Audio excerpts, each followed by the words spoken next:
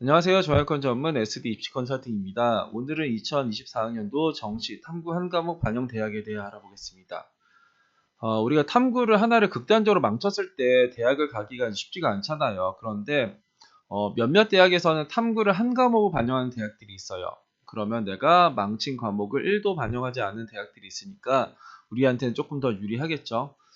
일단 대표적인 대학으로 가천대라는 대학이 있어요. 가천대는 이제 문과, 이과 반영비율이 달라 보이지만 여기는 국어 수학 꽤 잘한 거를 이제 35%, 못한 거를 25%를 반영합니다.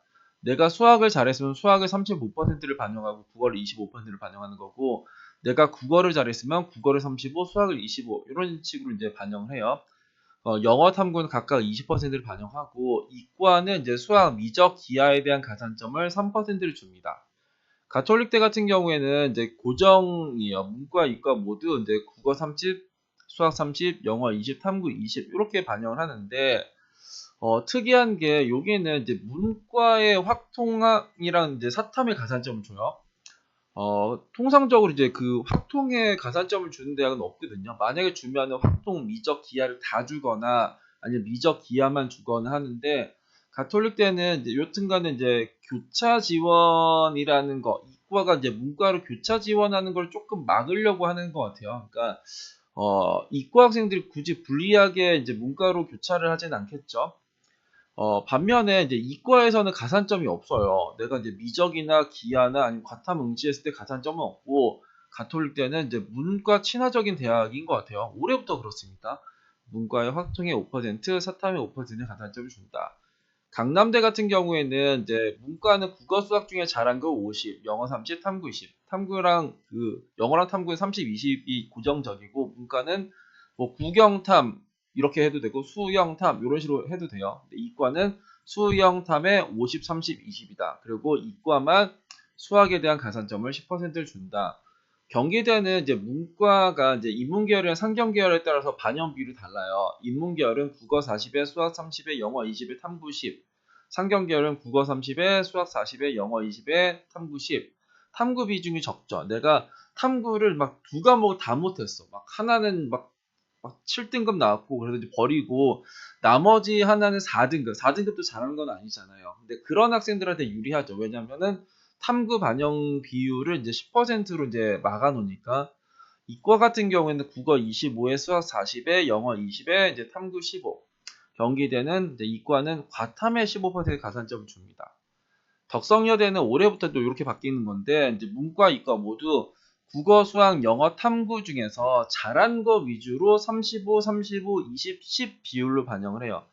내가 탐구를 제일 잘했으면 탐구를 35, 그 다음에 영어를 제일 잘했으면 영어를 35, 이제 국어랑 수학은 이제 20%, 10% 이런 식으로 반영할 수도 있는 거예요. 그러니까 문과, 이과 모두 동일합니다. 그 이과에 대한 가산점도 없고 문과에 대한 가산점도 없어요. 동일하게 선발을 하고 35, 35, 20, 10. 그러니까 이과에서 내가 이제 국어를 못했어, 국어를 10% 반영할 수도 있고, 이제 문과에서 내가 수학을 잘 못했어, 수학을 10%를 반영할 수도 있는 대학이에요. 동덕여대 같은 경우에는 문과는 국어 30에 수학 20에 영어 30에 탐구 20, 이과는 국어 25에 수학 30에 영어 25에 탐구 20. 이과는 수학에 대한 가산점을 10% 주고요. 문화예술 경영이랑 뭐 커뮤니케이션은 영어 탐구를 이제 고정적으로 33.3%를 반영하고 이제 국어 수학 중에서 잘한 걸 한 과목을 해요. 그러니까 국영탐 혹은 수영탐 이런 식으로 이제 반영할 수 있는 대학의 학과. 그러니까 동덕여대는 인문 자연 전체적으로 이렇게 하지만 요 두 개 학과만 이런 식으로 선발한다. 명지대 같은 경우에는 문과는 국어 30에 수학 30에 영어 20에 탐구 20 이런 식으로 반영하고요. 그리고 이과는 국어 25에 수학 35에 영어 20에 탐구 20. 이과에 대해서는 과탐에 대해서 가산점 10%를 줍니다. 상경대는 문과 35에 수학 25에 영어 20, 탐구 20. 이과는 국어 25, 수학 35, 영어 20, 탐구 20.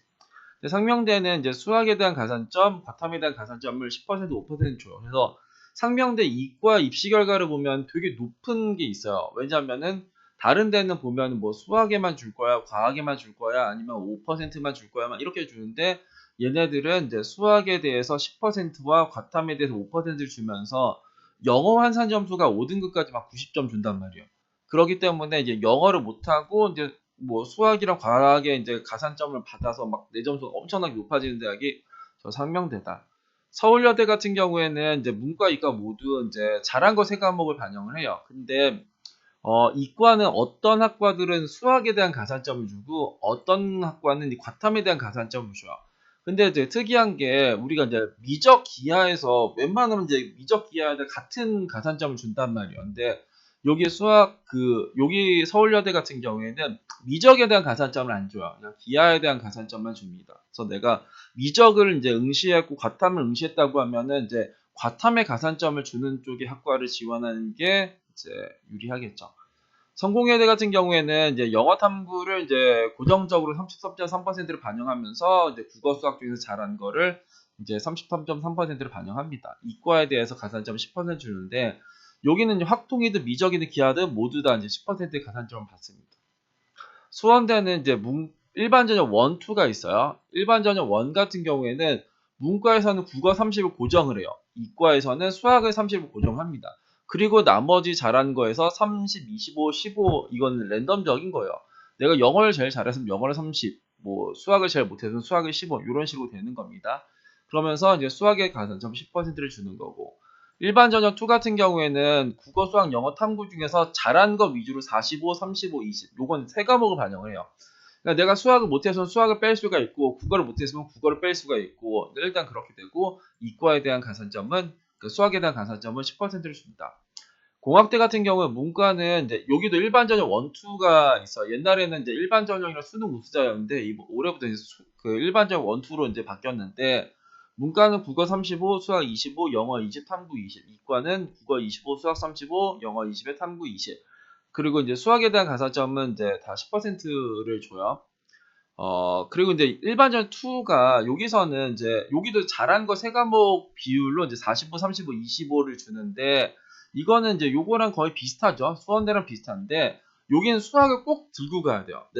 여기 수원대 같은 경우에는 내가 수학을 잘 못했으면은 수학을 아예 안 반영할 수가 있었잖아요. 근데 이번엔 여기는 그 수학을 가장 못했어. 그래도 수학을 껴야 되는 거야. 뭐 수학을 최소 25%라도 껴야 되는 쪽이가 이제 공학대니까 수원대와 공학대의 차이는 그거다. 그리고 한성대 문과는 국어 35, 수학 25, 영어 20, 탐구 20. 이과는 국어 25, 수학 35, 영어 20에 탐구 20. 그리고 이제 상상력 인자부만 잘하는 거 위주로 40, 30, 20, 10 이런 식으로 반영을 해요. 그래서 이 대학들이 다 탐구를 하나를 반영하는 대학이거든요. 근데 어느 대학에서는 뭐 세 과목을 반영하기도 하고 어느 대학은 네 과목을 반영하기도 하고 어느 대학은 그 반영별 비율이 고정되어 있기도 하고 어느 대학은 반영별 비중도 고정되어 있지도 않고 뭐 이과 같은 경우에는 이제 뭐 수학에 대한 가산점을 주는 대학이 있고 과탐에 대한 가산점을 주는 대학이 있고 가산점을 안 주는 대학도 있고 그렇기 때문에 내가 탐구 하나를 망쳤다 에서는 여기서 고민을 하지만 내가 이제 뭐 미적을 했는데 어떤 대학에서 미적에 대한 가산점을 안 주는 대학보다는 미적에 대한 가산점을 주는 대학이 좋을 수도 있고 어느 대학에서는 이제 서울여대 같은 경우 한 과목 아싸리 이제 뺄 수가 있는 거니까 내가 탐구 하나를 망쳤고 뭐 국어 수학 중에서도 극단적으로 하나를 망쳤으면 서울여대나 지원해야지 아니면은 여기에서 뭐 덕성여대를 지원해야지 왜냐면 덕성여대도 아까 전에 봤을 때는 잘한 거 위주로 이게 이제 고정이 된 게 아니라 35, 35, 20, 10이잖아요. 그러니까 내가 가장 못한 과목 10%를 줄일 수가 있으니까 그런 식으로 나한테 유리한 대학을 찾는 지원 전략을 세우시면 좋지 않을까.